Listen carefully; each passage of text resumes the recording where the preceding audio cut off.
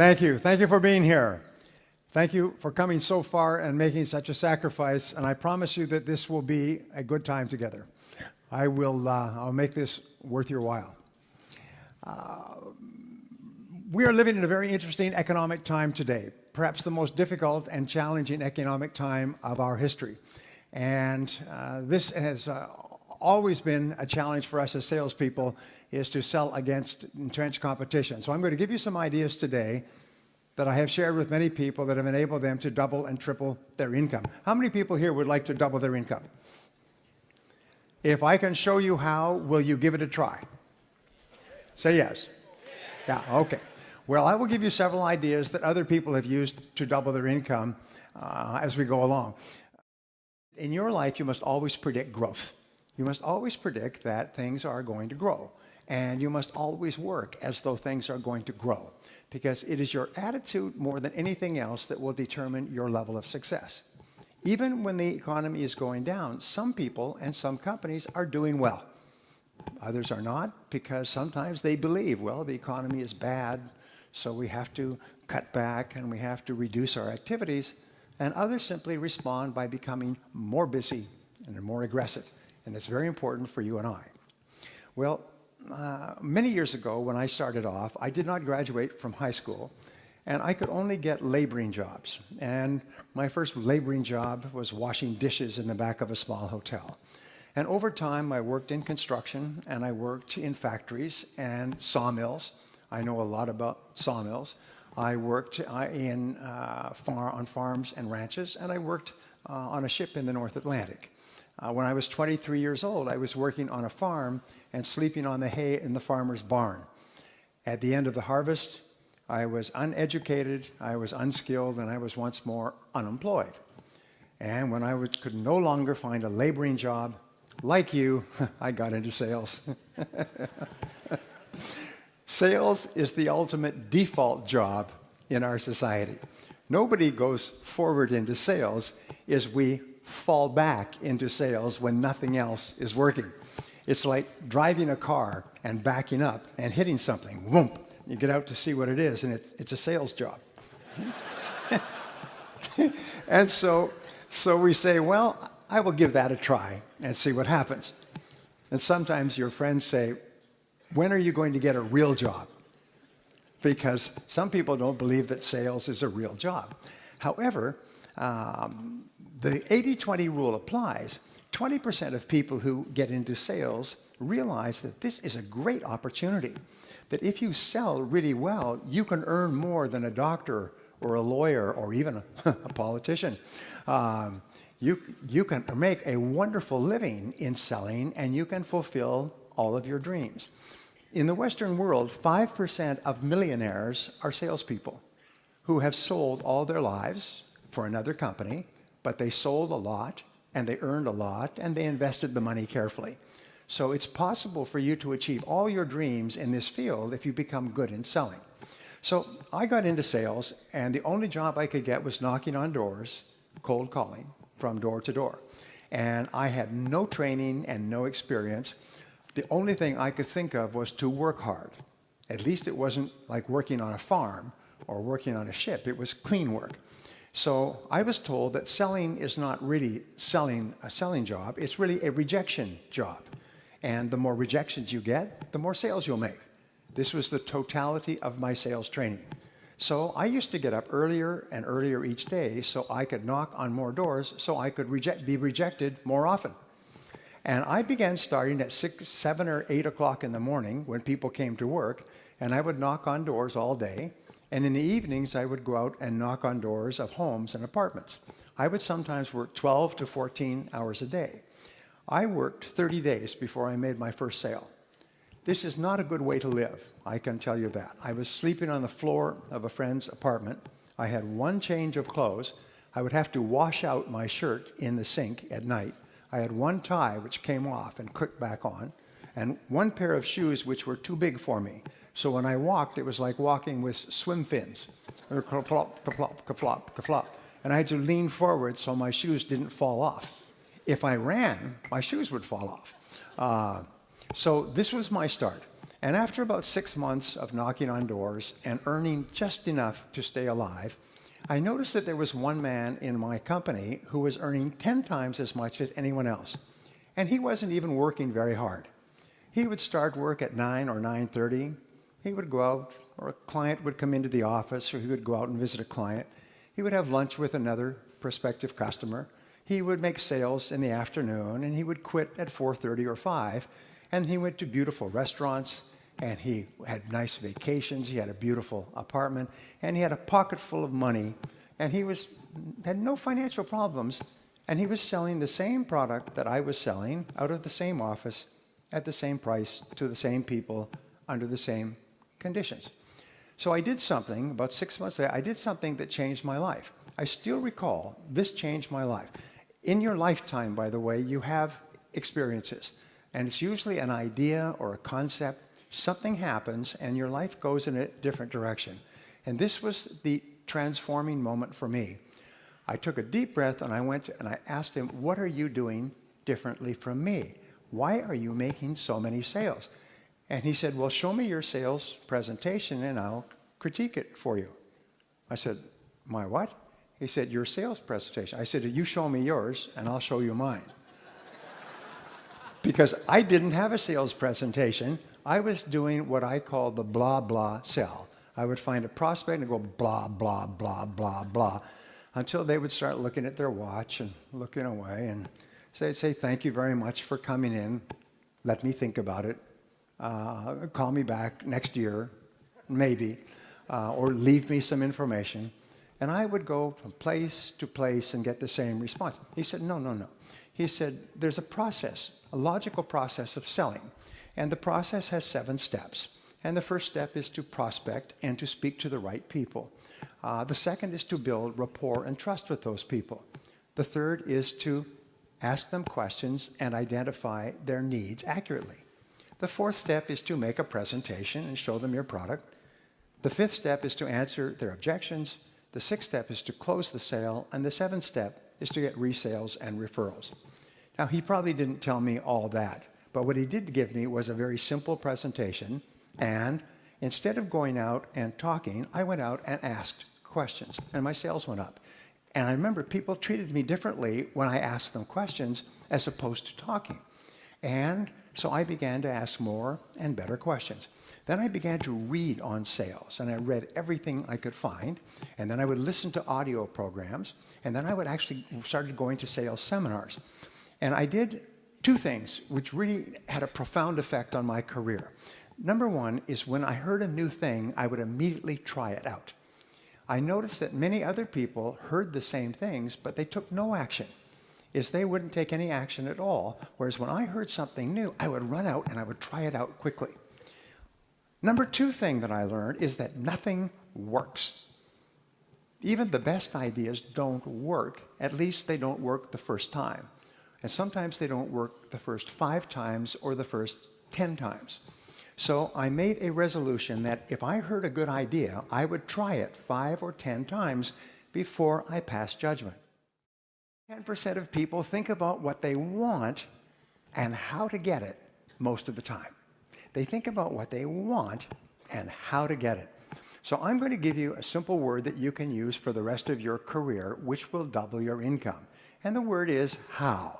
Say how. Okay. From now on, whenever you have a goal, the only question you ask is how. Whenever you have a problem to solve, the only question you ask is how. If you have an obstacle to overcome, the only question you ask is how. Now, the wonderful thing about the word how is that it triggers ideas, and the ideas are all for actions that you can take immediately. And when you take those ideas, you start to get feedback, which enables you to correct your course and take even better steps to achieve your goals. So the average person, when they have a problem, complains and blames other people about the problem. Top people, when they have a problem or goal, they simply say, how can I achieve this goal? And they try this, and they try that, and they try something else, but it never occurs to them that they will not eventually be successful. So they think about what they want and how to get it most of the time. But what we found is people in the top 10% in every field think in terms of their hourly rate. How much I earn each hour. Now, this change in thinking changes your entire life. I know because I've taught this principle to thousands of people who literally transformed their lives and their incomes almost overnight. If you think in terms of how much you earn in a week or a month, well, then you have a natural tendency to waste time during the day. Monday is a slow day. You're recovering from the weekend. Tuesday, you start to work. Wednesday, the week is almost over. Thursday, you start to slow down. And now it's Friday. Who gets anything done on Friday? We'll do it on Monday. And so people's ability to produce drops. And since 80% of the population thinks like this, if you're not careful, you'll find you are surrounded by people who waste time. The biggest time wasters in the world are other people who want to waste your time. And the way that they waste your time is by talking. Talk. No work, just talk. Or play on the computer, or phone home, check the movies, go shopping, drink coffee, start late, leave early, long lunch hours. How am I doing so far? Does it make you uncomfortable? Say yes.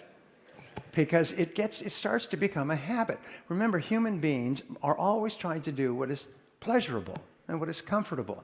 And over time, they do more and more pleasurable things, which are talking to your friends and having coffee and going for lunch. And soon, the average person is not working at all. So when you start thinking in terms of your hourly rate, it transforms your life. And what we have found, and we talked about this morning, is that in terms of your hourly rate, there are only 3 things that you do that account for 90% of your income. In every field, it's always the same. There's only 3 things. When you think of your hourly rate, you have to think of what we call the law of 3. What are the 3 things that you do that pay you the highest hourly rate, that pay you the highest potential income? Well, Columbia University did a study some years ago, and they found that the average salesperson works only 90 minutes a day. The average salesperson spends all of their time warming up and resting, warming up. The average salesperson makes about 2 calls a day, 1 in the morning, 1 in the afternoon. And in between, they're getting ready, and they're making excuses, and they're drinking coffee, and they're reading the paper, and they're checking their email, reading spam, and so on. But they only work 90 minutes a day. And they did that first study in 1928. They've upgraded the study year after year. The latest one was about 2008. Average salesperson still works 90 minutes a day.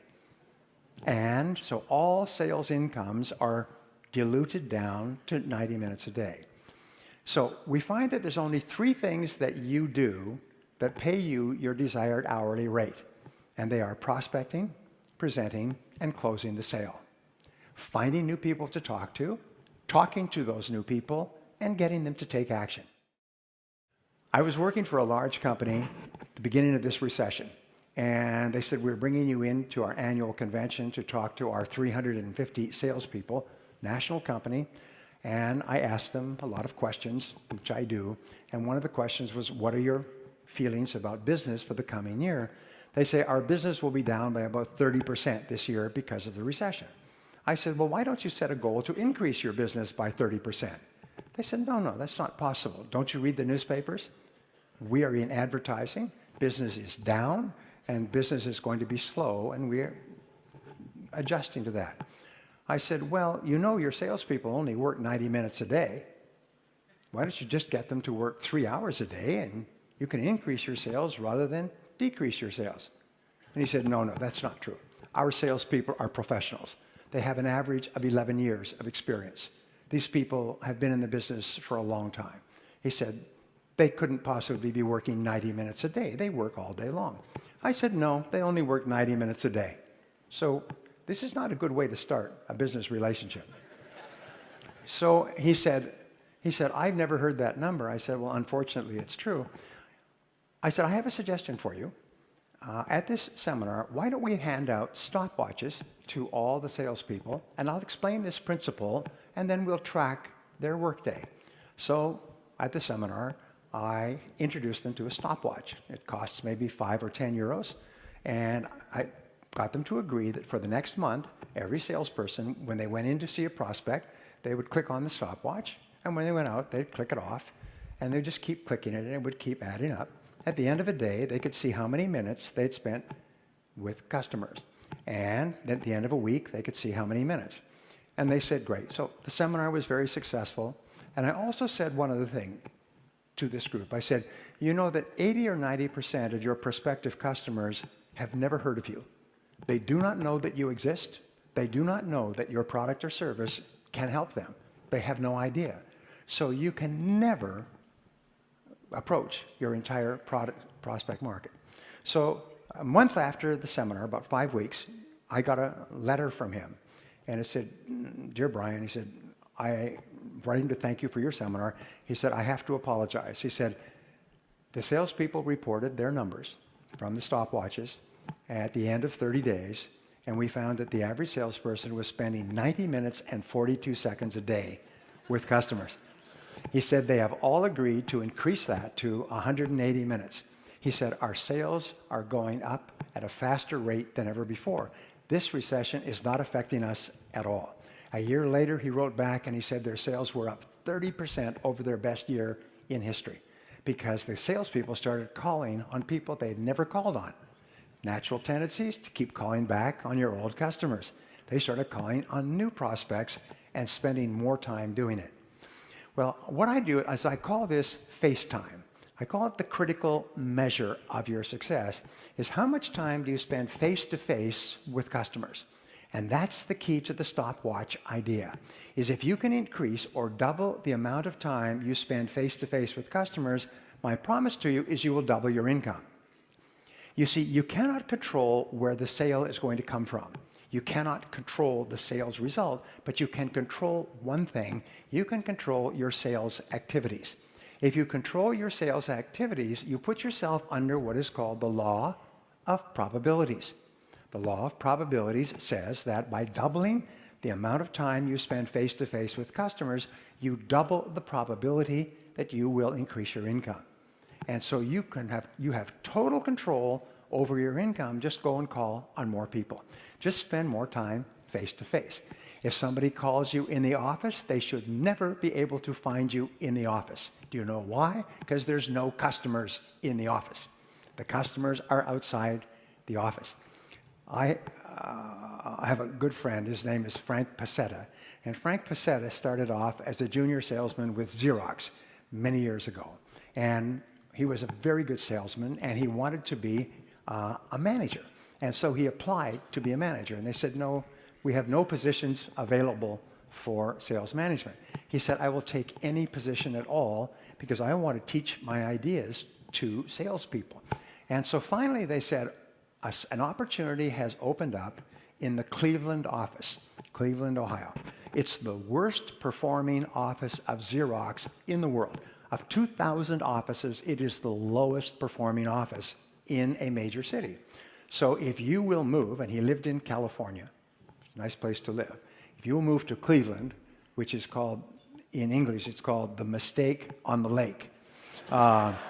It's an old industrial town on Lake Superior. They call it the Mistake on the Lake. If you will move there, we will make you a manager. So he said, I'll do it. So he packed up his family, drove across country, and there was a notice that the new manager was going to be in the office, and he wanted to hold a sales meeting at 8 o'clock Monday morning. So 8 o'clock Monday morning, he is there waiting, and one or two salespeople of 32 altogether came into the office, and then one or two more, and they're smoking cigarettes and drinking coffee. And by 8:30, the sales team was there, and they've destroyed every sales manager they've ever had, and this was just what we call raw meat, because they were going to destroy him as well. So he said, ladies and gentlemen, he said, thank you for being here. I am your new sales manager, and I want to ask you a question. What is it that you don't see in this office? And so they looked around, maybe he'd taken a painting off the wall or something. They said, we'd give up. He said, you don't see any customers. And you are salespeople, and your job is to be with customers. You have leads. Now, go out and see customers. This sales meeting is over. Everyone out. out, out. And he herded them out like cattle, herded them out the door. I know, because a friend of mine who was in this office at that time told me that this story is perfectly true, and he wrote about it in his book. So they were all out, and they went out to the hallway, and they said, what do we do now? They're not used to spending much time with customers, so they said, well, let's go across the street and have some more coffee. And some of them said, well, I think since I'm already out, I'll go and call on customers. So the next day, they came back, and he had announced there would be a sales meeting every morning at 8 o'clock. The next morning, they came back. This time, they were a little bit more punctual. And they came in, and all the desks and chairs were gone. He'd had a moving company come the night before and move them all away. And so they were standing up. And he said, now, you notice there's no desks or chairs. Yeah, so we're going to have our sales meetings standing up. Over here, there's 3 offices which have locks on them with desks and chairs. So if any of you bring a customer in to talk to, you can sit in one of these offices. But since you won't be spending any time in the office anymore, you won't need a place to sit. And this sales meeting is now over, so out, go and call on customer. Well, this was his strategy. In the next 30 days, of the 32 salespeople, 12 quit.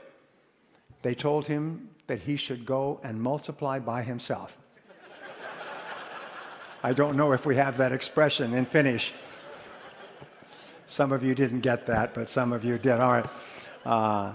And the others, though, started to make more sales. And since they're highly commissioned, they started to make more and more sales, and they started to get really motivated by making sales. And then he began to have a sales training lesson every morning, and talk to people and work with people and go out with people and come back in with people, and the sales went up. Within a year, within 1 year, it was in the top 500 offices in Xerox. Within 2 years, it was the #1 office in Xerox. The salespeople in that office were earning more per person than any other office in Xerox worldwide.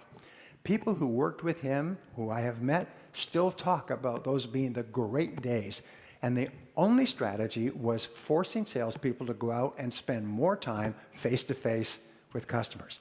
And you can do that yourself. You can be your own sales manager and use the one infallible, totally controllable strategy in the world: spend more face time. Human beings are very much, they have what is called a cybernetic guidance mechanism, like a guided missile. A guided missile is fired at the target, and even if the target moves, the missile takes feedback and adjusts its course and hits the target. You have a cybernetic mechanism where you are learning. You are a learning machine. The more activities you engage in, the faster you learn. And pretty soon you become so smart that you can hit the target almost every time. I've worked with people, great stories, who are making 1 sale out of 10.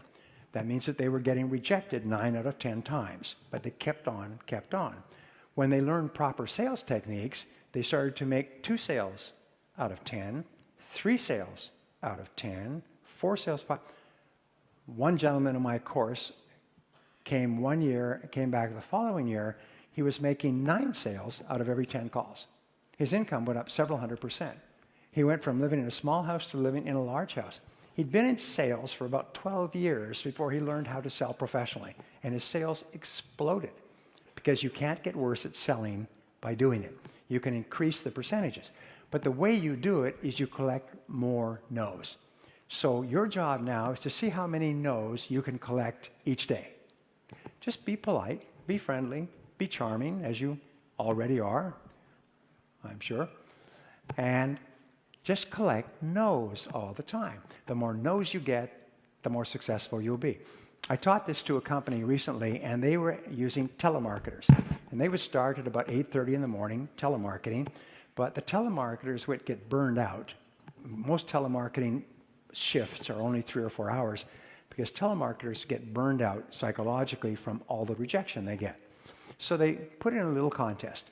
They had a gift certificate for lunch, and whoever got 10 no's first in the morning, after they started, would get a free lunch paid for by the company. But nobody could start until 8:30. So they'd wait. At 8:30, they'd go ding, everybody would start dialing. And they would start dialing and get as many no's as they can. And finally, one person would get 10 no's. Usually took 20 or 30 minutes, and he'd ring a bell, ding, contest over, he would win this prize. And then somebody else would come back and say, well, I would have won, but somebody wanted to buy. And it took up all my time. And after that, they would laugh all day long, and they would start to work whole 8-hour shifts. All their incomes tripled, quadrupled, because the no motivated them. When they heard the word no, they would laugh. And it's one of the most important studies that I've seen. I want to pass this on to you because it's a guarantee to double your income or more. What they found is they studied people who, over the course of their careers, had moved up to the top and become the presidents of major businesses, the biggest businesses in the world. And they asked, why are these people so successful when they started off with many thousands of people? About 1.5% of the population graduates from university and starts in the workforce each year. So at the beginning of each year, they line up like a marathon, and everybody's starting work for the first time, and then the race is on. And then over the years, some people get way ahead in the financial race, the majority stay in the middle, and a lot of people fall behind. So they went back and they studied the life career of these people to find out how these people got to the top. By the way, one of the most important things we do in life is study successful people and find out how they got there so we can follow their tracks. Well, here's what they found in 25 years of research at the University of Florida, and they boiled it down to a single concept called deliberate practice, which means not accidental or occasional, but deliberate, focused practice of a skill. They found that these people had this one quality, just one, is what they would do is at each stage of their career, they would ask, what one skill will help me the most to move ahead now at this stage of my career? If they were working for a large company, they would go to their boss, or they would ask their coworkers, or they would just think themselves. They would look at the top people and say, what are the top people really good at? And then they would pick one skill like a sniper. They'd pick one skill, not a lot of skills, just one, the one that would help them the most. And they would write it down as a goal, and they would make a plan, and then they would work on developing that skill. And they would work every day on that skill until they had mastered the skill. How would they know when they had mastered the skill? People would start to say, you're very good at that. You are very good at negotiating. You are very good at getting appointments. You are very good at closing sales. People would start to compliment them on how good they were. And at that point, they said, okay, now I own this skill. Now, which one skill will help me the most? So I'm going to give you just a quick exercise. This exercise is life-changing if you take it. Ask yourself this question. If you could wave a magic wand, it's my magic wand, and overnight you could become absolutely excellent at any one skill in your business or your life, what one skill would help you the most to double your income? If you could become absolutely excellent overnight, what one skill would help you the most to double your income? Please write it down. What's the one skill? Write it down. So position yourself in your mind as a helper. You're there to help them, not to sell anything. That takes the pressure off of you, and it takes the pressure off of them.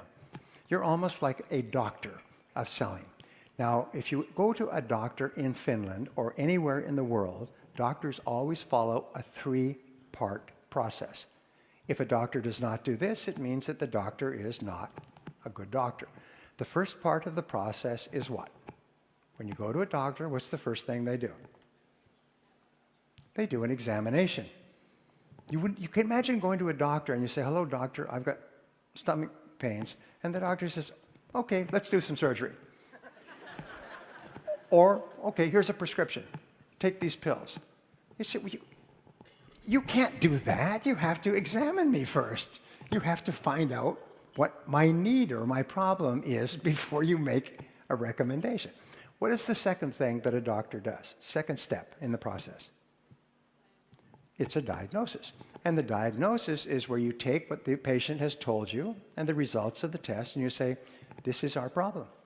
I remember I had a medical problem a few months ago, and I went to 2 or 3 specialists, and I went finally to another specialist, and finally to another specialist, and they sent me for a test, and the test told me exactly what the problem was. It took about 2 months. But the first process is diagnosis. And once they had the diagnosis, very simple to deal with it, sort of. Anyway, the first part is the examination. The second part is the diagnosis. And then if the diagnosis is satisfactory and the patient agrees, then what is the third part? I see my coming here was an emergency. The third part is the prescription, the course of treatment. In a sales conversation, the last thing that comes up is the prescription, the course of treatment, the recommendation to purchase the product or service. Selling out of sequence kills the sale. If a doctor said, get up here on the table and let's operate, you'd say, I'm getting out of here. Let me think it over. I will get back to you at another time. You would flee if the doctor tried to give you a prescription or a course of treatment without doing an accurate examination and diagnosis. So from now on, see yourselves as doctors of selling. Stage number 2 in selling, and it's part of stage number 1, is to establish rapport and trust, credibility. And you establish rapport and trust by focusing on the relationship rather than on the sale. The very best salespeople are the ones who form the very best relationships with their customers. They make it clear to their customers that they like them and they care about them, and they ask them questions. At the Harvard Business School, they came to this conclusion a few years ago that in the 21st century, all selling would be relationship selling. All success in business will be based on relationships. Your very best customers, I can tell you, are the people that you like and the ones who like you. 85% of your recommendations and referrals will come from people who like you and people who feel good about you. So focus on the relationship and the sale will take care of itself. If you aim at the sale or you think too much about the sale, what will happen is you will have neither the relationship nor the sale. So how do you build a high-quality relationship with other people? Well, here's the rule. The rule is that listening builds trust. Customers want a relationship before anything else, and listening builds trust. So how do you get a chance to listen? The key to making sales is to ask questions. And the very best salespeople are simply those who ask really good questions. Now, the second part of listening is to pause before replying. Is when the person stops talking, pause. Allow silence in the room. You see, we say that selling takes place with the words, but buying takes place in the silence. If the customer does not have enough time to process, then what happens is they don't have enough time to buy. So when they finish speaking, pause and let them think, and maybe they'll want to continue, or maybe they're finished talking. But when you pause, you tell the person that what you said is very important, and I'm thinking about it before I respond. If a person says 1, 2, 3, and you say 4, 5, 6, A, B, C, D, yeah. If you respond immediately after a person has finished speaking, what are you actually saying? Is I don't care about anything you said. I was just waiting for a chance for me to speak. But when you pause, you tell the person that you really care about what they're saying. Step number 3 in listening is to feed it back in your own words, is to question for clarification. Never assume that you know what the customer really means. The most powerful words in sales in every language are the words, how do you mean? Or how do you mean exactly? I'm doing this, or I'm doing that, or I want this, or I want that. Well, how do you mean exactly? It costs too much, or I can't afford it. How do you mean? Whenever you ask the question, how do you mean, the customer will expand and give you more information. And then you can say, well, how do you mean exactly?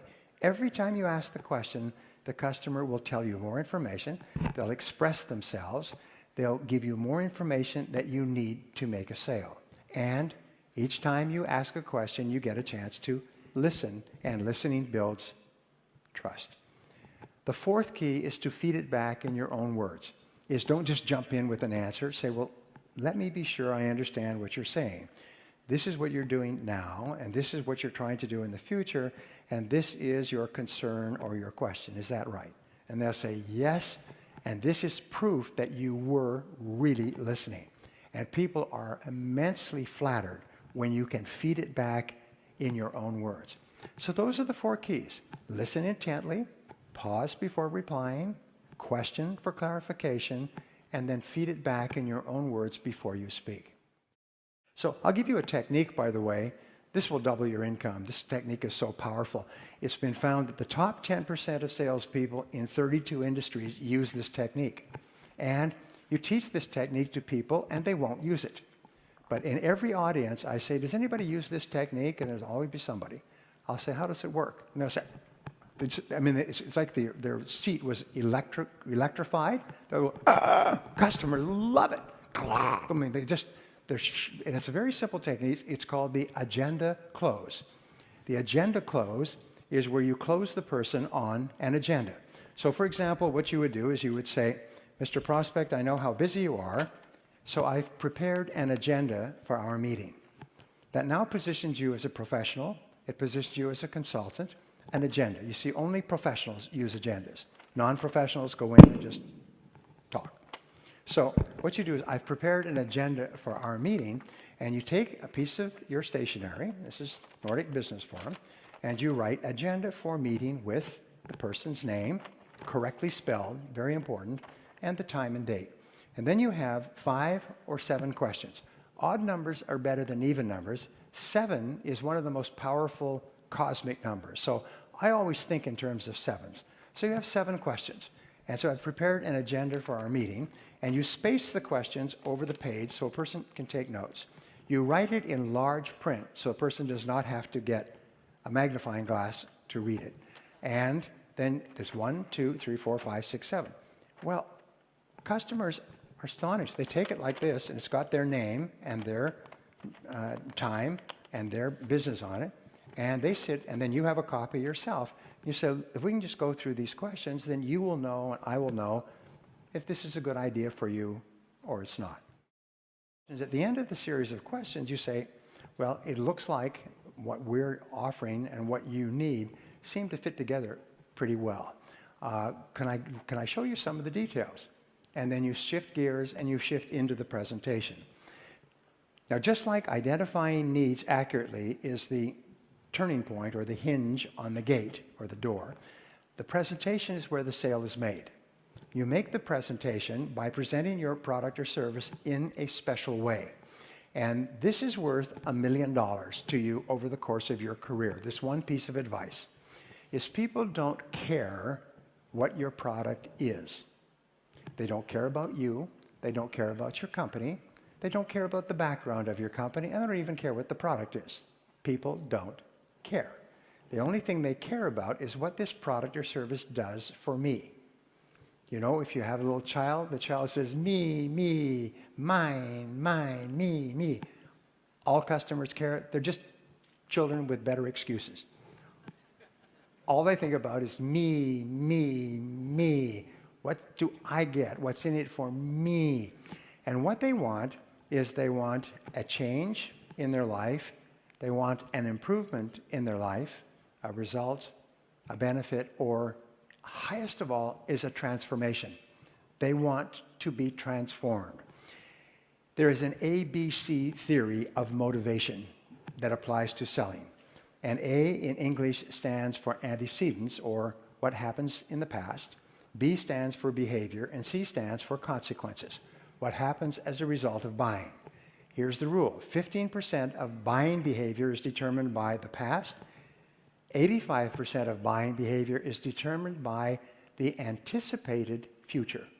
What is going to happen as a result of me buying? So, as we say, if you are selling a tour to the Canary Islands, spend 90% of your time talking about the destination and only 10% talking about the plane that you fly to the Canary Islands in. Most salespeople spend 90% of their time talking about the plane and only 10% of the time talking about the destination.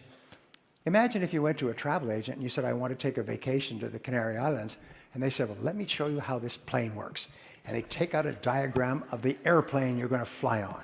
And and how you walk up the rampway and where you sit and the food they serve and the movie. You think, I don't want to hear about this. I just want to know about the islands and the palm trees and the ocean and the warm water and so on. So talk 90% about the change that will take place in the customer's life. Now, going back 6,000 years to ancient Sumeria, when they first began the first open markets, customers have only bought one thing in 6,000 years. Can you guess what it is? Well, the answer is improvement. Customers only buy improvement. The reason they buy is that they feel that the quality and quantity of the improvement will be greater than the cost and the trouble of using it or learning how to use it. When you answer objections, write down and say, what are the objections that I normally get? What we find is that no matter what you sell, there's never more than 6 objections. And we call this the law of 6. And sometimes there will be several price objections, several utilization or quality objections, or several aesthetic or color objections. But your objections will categorize into roughly 6 groups. And then what you do is you just develop a powerful answer for each objection. I've known salespeople who've gone from knocking on doors to earning more than $1 million a year because they became brilliant at answering objections. The top salesman in the world for many years was a man named Ben Feldman, Guinness Book of Records. And he answered objections so beautifully that he would give courses and people would sit on the floor like children around a campfire. And he would say that when the prospect says this, here's the answer. People went out and made millions of dollars in sales because they learned how to answer objections the way Ben Feldman did. So think of every objection you get and say, what's the very best answer for this objection? And so when the customer brings it up, you say, that is a good question. And you answer it with your pre-prepared answer, and the objection just disappears, like cigarette smoke. If you're getting objections, we say there's nothing wrong with losing a sale because you could not answer an objection. But it is unforgivable to lose a sale twice because you still have not found an answer. If you don't know how to answer a particular objection, whether it's price or quality or something else, ask other people. What do you say when the customer says this? In your office, someone has come up with the right answer. Call the top salesperson in your industry, even in another company, and say, what do you say when the customer says this? And if there's an answer, they'll say, this is what we say. But you must find out the answers. Part number 6 is closing the sale. And closing the sale is simply, I'll give you the simplest of all closing techniques. It increases people's sales by 5 or 10 times, and it's called the invitational close. The invitational close says that when you have made your presentation, you ask the customer this question: how do you like this so far? If the customer says, well, it looks quite good, you say then, why don't you give it a try? Why don't you give it a try? When you ask a customer the invitational close, the most powerful closing technique ever discovered, why don't you give it a try? The customer can only say, well, sure, I'll give it a try. Or they can say, well, no. In which case, you ask, why not? Why not? Now, a second closing technique is called the reverse close. And when a prospect says, why don't you give it a try? And the prospect gives you an answer, you say, if we could take care of that for you to your complete satisfaction, would you give it a try? So you say, if we could, would you? If we could satisfy you on that, would you take it? The prospect says, yes, if you could satisfy me. You say, then what would it take to satisfy you on that point? The most important word in life is for success. The most important word in sales is the word ask. Ask politely, ask confidently, ask warmly, ask charmingly, but ask for what you want. Ask the customer to take it today. Ask the customer, invite them to buy. Ask them why they're hesitating. But don't be afraid to ask. Remember, before you ask, the answer is probably no. If after you ask, the answer is still no, you've lost 10 seconds out of your life. So don't be afraid to ask. And the more you ask politely, ask confidently, ask courteously, the more you ask, the more confident you'll become, and the more sales you'll make. The last point has to do with getting resales and referrals. And resales and referrals are really the key to your future. And the way that you get resales and referrals is you ask for resales and referrals. Do you know anyone else who might be interested in this product or service? And always ask your happy customers if they'll give you the names of additional people. As I say, the most important key to success in selling is to ask. So let me wrap up with just saying this. IBM did a study when they got into trouble in the 90s, and they paid $3 million for a major accounting firm to come in, or major consulting firm to come in and study their company nationwide. And the accounting firm came back and said, "We have found the reason for your problem." And they said, "Well, what is it?" They said, "Low sales." They said, "Yes, we know that. What's the solution?" They said, "High sales."